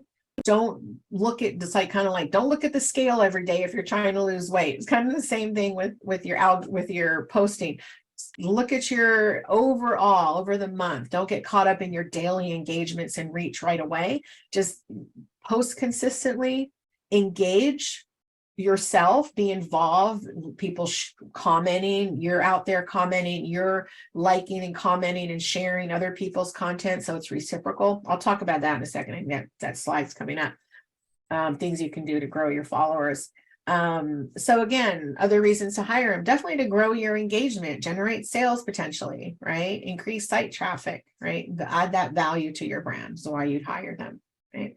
And so how do you grow your following?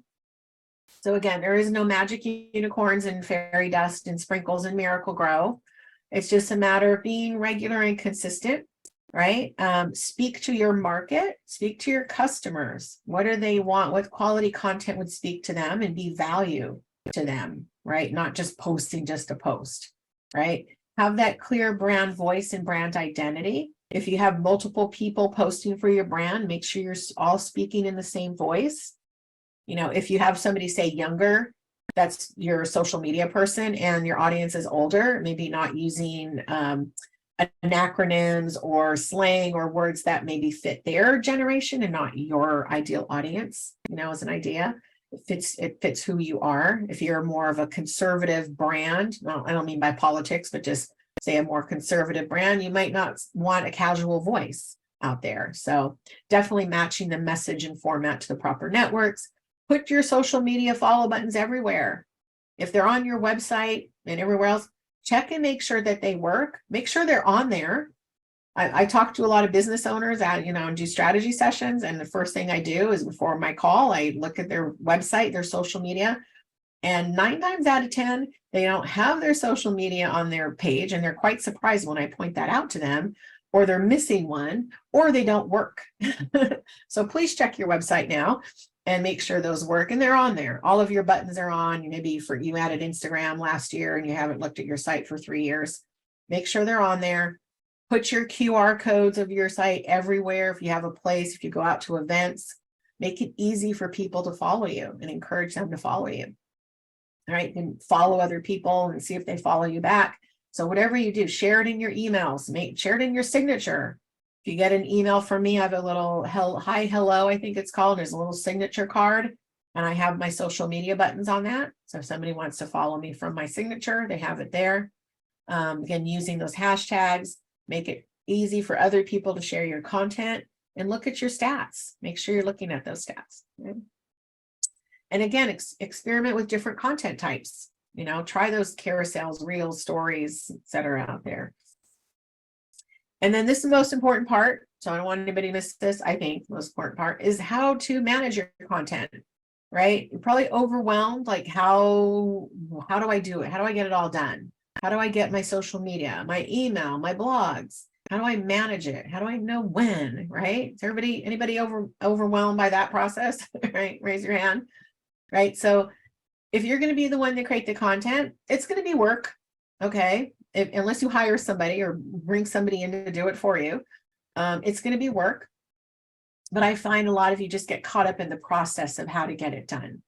So if you're going to be the one that does it, because you don't want to hire somebody to do it for you, then get a process in place, right? So break it down to 3 steps. Create a calendar. Okay, I'm going to show you mine, but use a calendar of some type. It's for the planning process, right? Figure out your content pillars. Get a calendar going. Then you're going to spend time creating the content. Use Canva or whatever other tool you want to use to create it, your video content. And then your scheduling of the content ahead.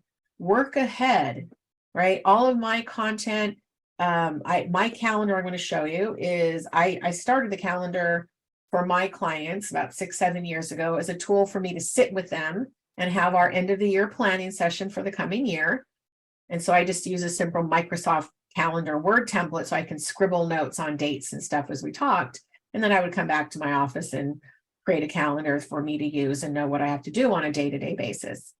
So that comes out in October. November, I have my meeting. So before the year even starts, I have a lot of the next year planned out, what we're going to repeat, events, promotions, whatever, and then the additional content we're going to create. As much as you can, plan ahead. Plan ahead on a monthly basis. So you should already be creating your June content and getting that ready to post in a week or so. Schedule it out. So I work a month ahead for all my clients. We fill out the calendar, we work on the calendar together, pick holidays that they want to do. And then we create that content.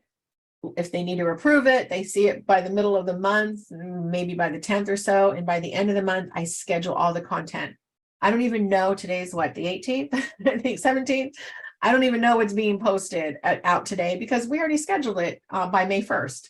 So I don't have that overwhelm and panic of like, it's Wednesday. What do I need to post for everybody, right? Or just for myself.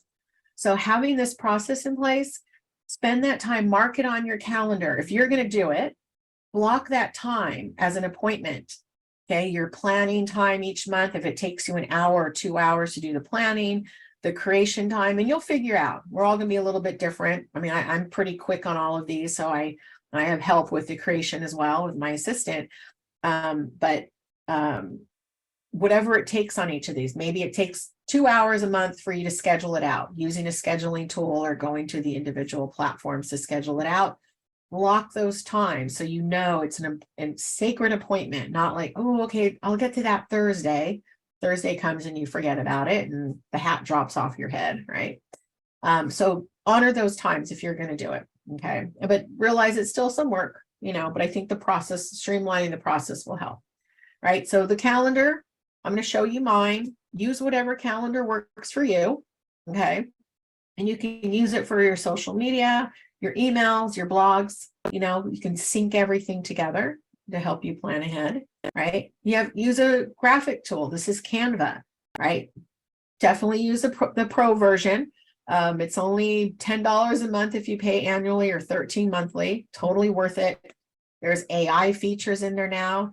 You can easily create any size marketing graphic, social media graphic you want, posts, reels, stories, everything's in there for you. There's plenty of free templates. Well, free when you pay for it, right? The free version's very stripped down. So I would say pay for it. And tons of easy to use templates that you can edit and make your own out there, start from scratch. A lot of great features on there. So definitely worth using whatever you use. Yes. And then a scheduling tool. Yes, you can go to Meta to post on Facebook and Instagram, and then go to Pinterest and Twitter and TikTok and wherever you want to go. But I say use pay for a scheduling tool. The reasons I use Post Planner, I've used Later, I've used some other ones, Hootsuite in the past, but I went back to Later after a hiatus from it for a few years. They didn't have Instagram integrated with it years ago when I first started using it, and I've come back to it. And what I like about Post Planner is you can multi-schedule. So again, I can go on there and I can say, create a post for Twitter, Instagram, Facebook all at once. I copy paste off of my calendar, upload the graphic, and I have 3 in one shot. It lets me fine tune for each platform if I need to. So Post Planner has Facebook, Instagram, Twitter, LinkedIn, Google's new, TikTok, and Pinterest are all on there. So you can easily, quickly create content. You can evergreen content. So an evergreen means that, say I have a post that I do for a client that's, hey, sign up for our newsletter, and I want it to go out every other week. So without evergreening, I have to keep adding it to my schedule to keep reposting it. But evergreening on this allows you to, like, say, post it today and post every 2 weeks for forever or up until this date. So I like that feature. And then Post Planner also has curated content. So if you want to add additional content, it pulls in Facebook page content, Twitter, Reddit, RSS feeds. I think I'm missing one. So if you want to put a topic in, like gardening, maybe your business is gardening. It can pull in gardening blogs and Facebook pages, and it can do like how to pot your, apple tree or whatever. And it's articles that you can repost as content that you don't have to write. So those are the features I like about Post Planner. There are different levels of pricing out there for this tool. Whatever tool you use, I think it's easier than going to each of the individual platforms. You might pay $20 a month or $10 or whatever it is. Totally worth it, because your time is just as valuable, right? And my time is worth more than $20 a month. to make it easy to streamline it. And they even have a bulk upload feature on there. So I'm still learning the bulk upload feature, but I can take all of them on a spreadsheet and bulk upload. I'm still, like I said, tweaking that and seeing how that works, but makes it easier anyway. So, and I'll quickly go along. So I know we're getting top of the hour. So the calendar you get, it's going to be a Google Sheets for you to download or keep on your own Google Drive. All of these tabs on there, this is the content you're going to get. There's a tab with hashtag days. Okay, so you can use those. We talked about those earlier. So Motivation Monday, Tip Tuesday, whatever you want to use for your business, makes sense.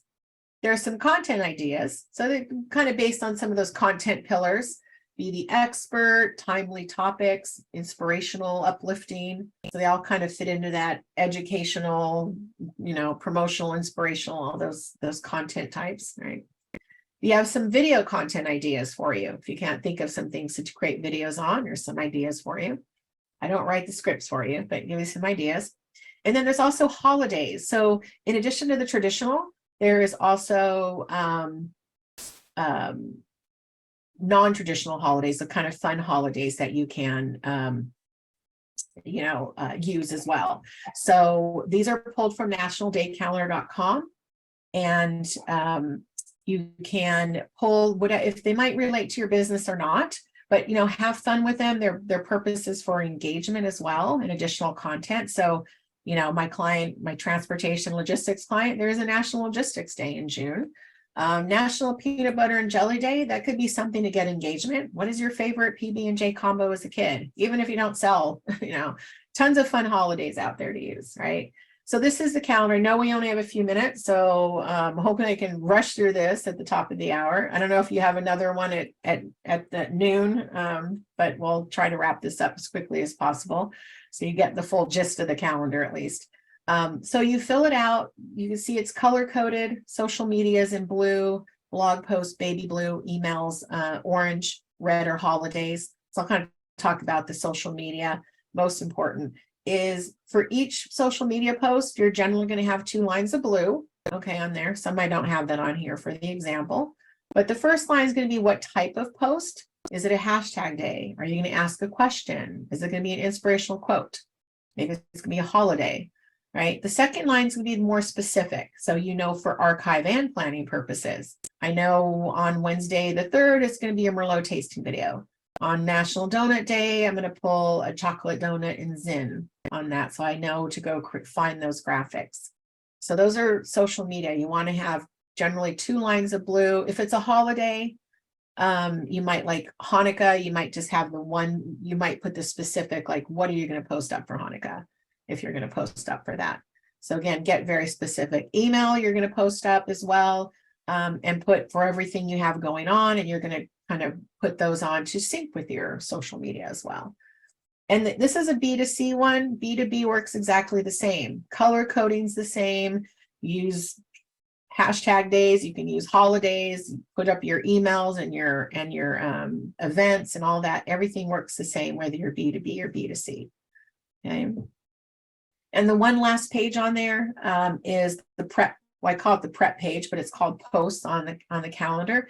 This is where you lay out your posts every month. So it makes it easy if you need to have them pre-approved. Maybe somebody's doing them for you and you want to approve them all, or you just want to line them all up. So then you can go to your scheduling tool and easily go down the line, spend that hour or so to go down the line for the whole month, paste in the hashtags, captions, and links, upload your image, and then you can just go down the line, check it off that you've already scheduled it out. And they're all lined up here, easy for you to find. So it kind of, visually and physically makes it easy for you to see what you're posting up. So that's the calendar. And I think that is, the link in bio. I have another minute. Link in bio. So I did mention that in Instagram, you can now put more than 1 link in bio. You can have up to 5. It's a fairly new feature. I did a screenshot of mine. When you add in, you have to do it on the mobile phone or mobile device. You can't do it on your desktop. It doesn't work. But you can go to the mobile device and go to the edit profile. So you see where the arrows are. And then you go where that arrow is, it says links, and you type them in. And when you see it on the profile, you'll see it only shows the first one, and then it does kind of the and. But then when you open up the and, you click on that second screenshot on there to the left, it will show you which ones. So I did my website, my LinkedIn, and my webinars to my website. But you're all probably familiar with like a link in bio, like Linktree. I would say, and I said, should you still use it? Right. I would say if you're familiar with, because Instagram can't have live links in the captions, you have to use a link in bio of some kind. Linktree is a very popular one. You can use it anywhere. So that's maybe one pro to keeping it. You can use it beyond the Instagram, right? Easy to use, of course. You can use it anywhere. And you get multiple, you can view more than 5, right? So you can see for here, it says Linktree/Darrow's Grill. When you click on it, you can change these up. I can have more than 5. I happen to only have 5 for them. But if I wanted to have 7 or 8 or 10, that would be an advantage rather than having it on the 5 links. So if you're using something like Linktree or another link in bio program, then I would say you might want to keep it. Here's one I found randomly on Instagram. On the paid version, you can trick it out a little bit more on there. They obviously have more than 5 on there. I created my own landing page on my site to be kind of a link in bio page. You can do that. That's free. You can design it any way you want. So that's pretty much it. You decide what you need. If there's anything you need help with, you are welcome to schedule a call with me. You can go to callwithpatty.com or quickly scan that QR code. And thank you very much. Any questions? I know I don't have any extra time to answer any more questions, but feel free to email me when you get all of your assets and everything. You'll get my email address, and feel free to send me an email. I'm happy to answer any questions. Schedule a call if there's anything I can help with your marketing. I'd love to help you out. And thank you, Score Monmouth, for letting me go over time, but I'm going to pass it back for the final word from, I think, either Bill or Larry. Thank you, everyone. So thank you once again to Patty, who's been giving a lot of webinars and great information. There's so much that we may have thought we knew about Instagram that we found we didn't until we heard Patty speak today. Luckily, Patty's going to be doing another webinar, a few more webinars. The next one is going to be on LinkedIn, which I'd invite you all to participate. You think you know a lot about LinkedIn until you hear Patty speak. So you're going to be getting a follow-up with the information that Patty had said. On our YouTube page, we'll have this actual whole presentation for you to view. There's a lot of information. So revisit it, see a little bit at a time so that you'll get some more information than you know now. As far as SCORE, we're a group of all volunteer mentors. There's former business owners or executives who always and will offer free business mentoring from startup to maybe when you're stuck to maybe where you need a little bit of help. So you could get a bunch of people here ready and willing and able to help you. But again, today, can't say enough to one of Patty Wass's great presentations. I'd also ask, when you get your email, reply if there's any other topics that you would like, because everything we do is for you. So I know Patty has a whole suitcase full of great presentations. So let us know what you want to hear so that we can present that. The next one again for Patty is going to be June 21st, and that'll be on LinkedIn. And who knows, with the other ideas that you have, there'll be some other presentations that might benefit you too. So again, thanks, Patty. Thanks for all of our attendees today. And watch for your email, and you'll be getting this whole presentation again. Thank you, Patty. Thank you, everyone, and you're welcome. Thank you. Have a good day, everyone.